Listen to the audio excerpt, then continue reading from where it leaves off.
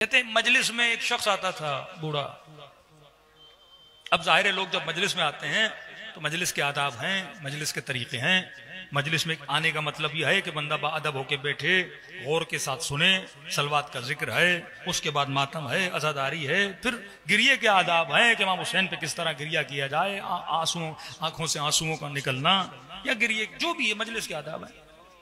اب ایک کلچر ایران اور عراق میں ہے، ہمارے یہاں بہت برا مانا جاتا ہے اور وہاں ان کا کلچر ہے کہ ہمارے یہاں مجلس جب شروع ہوتی ہے تو ہر ایکٹیویٹی بند ہو جاتی ہے، پورا فوکس خطیب کی طرف، خطیب کی باتوں کی طرف، مصائب امام حسین کی طرف.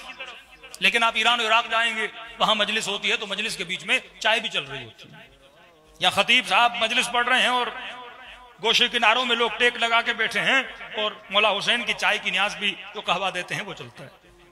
تو کہتے ہیں مجلس ہو رہی تھی، ایک شخص مجلس میں آیا اور اس کی روٹین تھی وہ ڈیلی آتا اور آ کے چائے پیتا. اب جب چائے پیتا اپنا مجلس سنتا.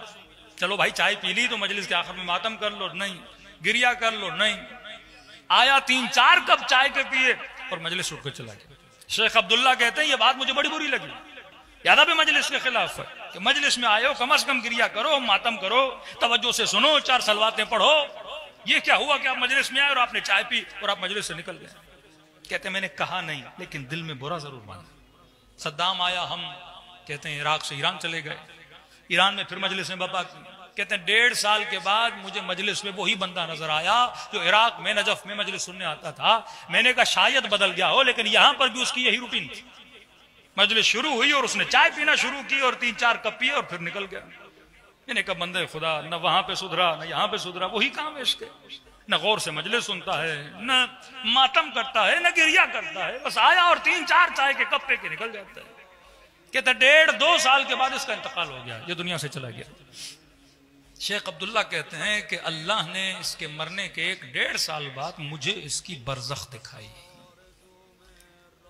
ظاہر ہم جتنے بھی مومنین اس دنیا سے جائیں گے عالم برزخ میں جائیں گے. برزخ میں 2 وادیاں ہیں، وادی السلام اور وادی برہوت. وادی السلام سلامتی کی وادی، وادی برہوت جہاں پہ لوگوں کو عذاب دیا جائے گا. کہتے ہیں اللہ نے مجھے اس کی برزخ دکھائی، نہ رشتہ دار ہے نہ کچھ، کیونکہ اس کے ذہن میں اس مومن کے لیے خیال تھا جو برا خیال تھا، یہ چائے پینے والا ہے، اس کو کیا اجر ملے گا، یہ جنت میں تھوڑی جائے گا، یہ تو شاید توہین مجلس کر رہا ہے، نہ گریہ نہ ماتم نہ سن رہا ہے، آیا چائے پی کے چلا گیا. کہ اللہ نے جان بوجھ کے مجھے اس کی برزخ دکھائی. شیخ عبداللہ کہتے ہیں میں نے دیکھا کہ برزخ کے باغوں میں سے ایک باغ میں بیٹھا ہوا ہے. پریشان ہوا. میں نے کہا بوڑھے کس نے دیا یہ باغ؟ کہتا جب مرا تو حسین لینے کے لیے آئے اور مجھے کہا کہ یہ باغ لے، ابھی چھوٹا ہے، ابھی یہاں پہ رہ، عالم قیامت میں تجھے اور بڑا باغ عطا کیا جائے گا. میں نے کہا کہ بوڑھے میں نے تو چائے کے علاوہ تجھے اور کچھ کرتے ہوئے نہیں دیکھا، تو صرف مجلس امام حسین میں چائے پینے آتا تھا اور تم نے کیا کیا؟ کہ یہ کہا تو غصہ ہو گیا. اس نے کہا شیخ چائے تو گھر میں بھی تھی.